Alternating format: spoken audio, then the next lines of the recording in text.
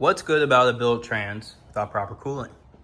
Nothing. So today I am installing the CSF Transmission Oil Cooler. This thing is significantly bigger than the factory one. Today is the day when I posted the part 1 of the build. I figured out the tools I need. This little thing wasn't working for what I need to do next. So first up, I got a hydraulic press. I have a different type of tool, I guess, coming for each of these. For this one, I have a tool that has a rod. I'll put a picture on the screen. They're all coming like by tonight or tomorrow. But I'm gonna use that on this. And then for this one, I ordered 2 different things for this one because I'm not sure which one's gonna work. So I have that coming, oh, not this. I have it coming for that. For that one, I need that guy.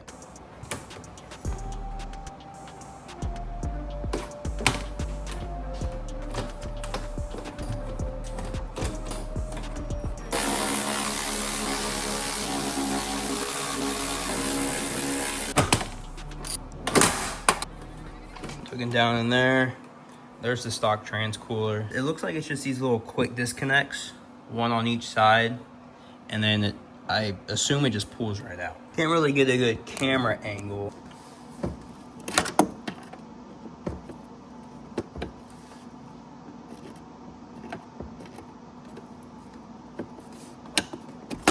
Just to compare, you can see the height difference because the CSF is a dual row. That's just a single row. And then let's put this on top of here so you can see. So right off the bat, this is about even. So the front one, maybe a 1 or 2 rows short because the last row is here, but then the other one goes 1 more row, it looks like. And then obviously we have this whole second row here.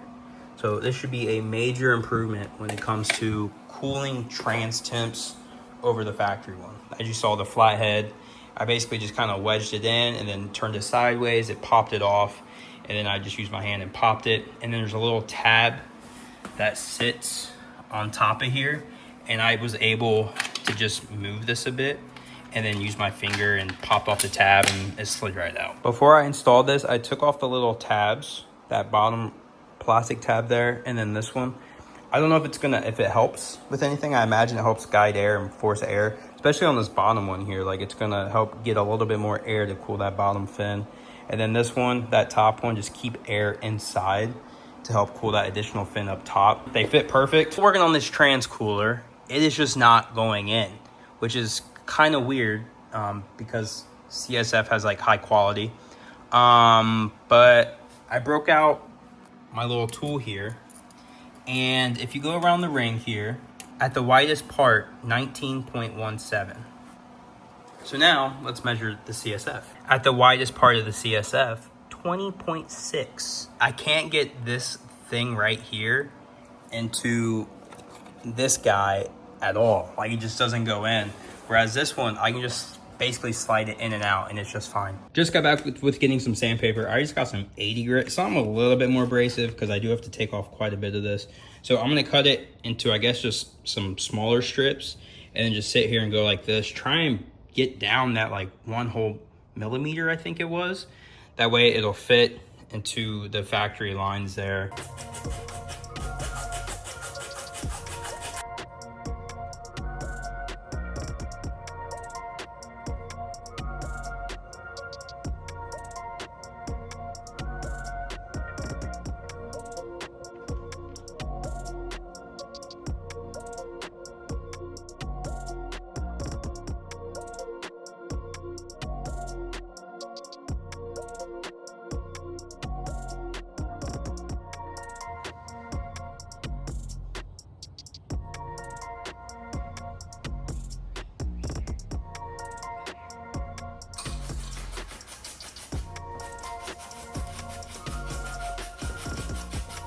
I've been sitting here grinding for a little bit, and I think the factory one was like 19.3 or something. So real quick, let's take a measurement of this side. We got 19.48, and then this side 19.38. So it should fit now. I put these caps on when I was doing it just to make sure I didn't get no shavings, you know, inside.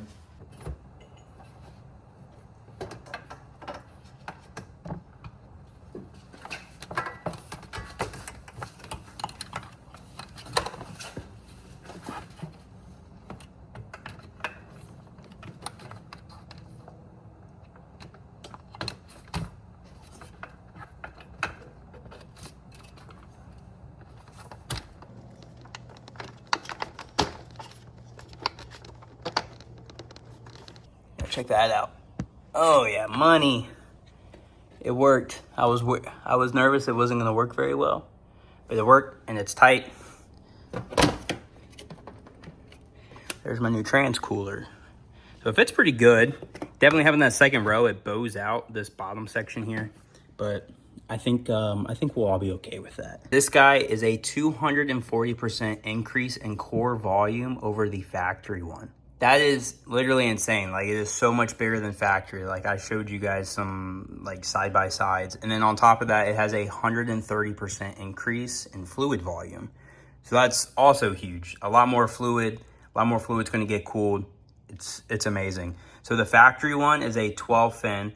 This has a 12 fin in front, and then the back one is a 16 fin. So we added a lot of fins, a lot of cooling, a lot of efficiency, a lot more fluid. Just got these in the mail.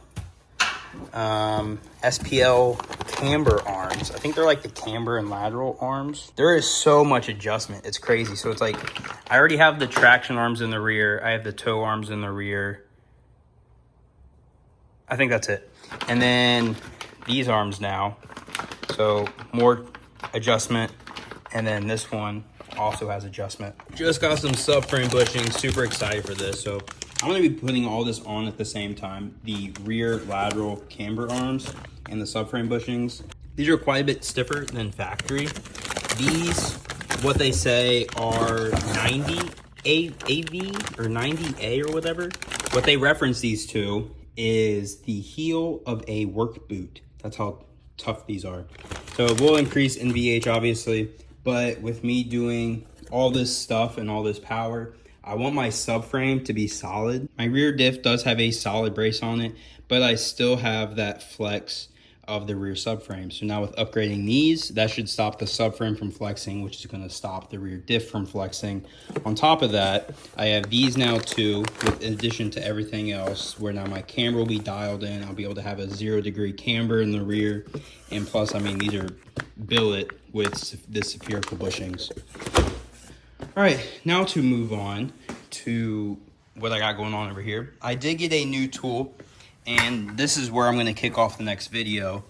I have this guy here. This guy here will be used for the pump housing and the A-clutch kit. So the way this is going to work is this, if you guys haven't seen my other video of basically assembling the transmission with the new billet parts, I'll link that up here so you guys can check that out. So the thing is this pump housing is way too big for this. This arm doesn't go out far enough. So I had to order a new little tool here. So this guy is going to go down through the middle here, like so. Obviously, I'm going to take the washer nut off, but it's going to go down through the middle. And then on the back side, this will connect right here, and I'll be able to tighten it down. And then, so on the back side here, I have the spline. It'll be able to press down on these springs here. And then where is it?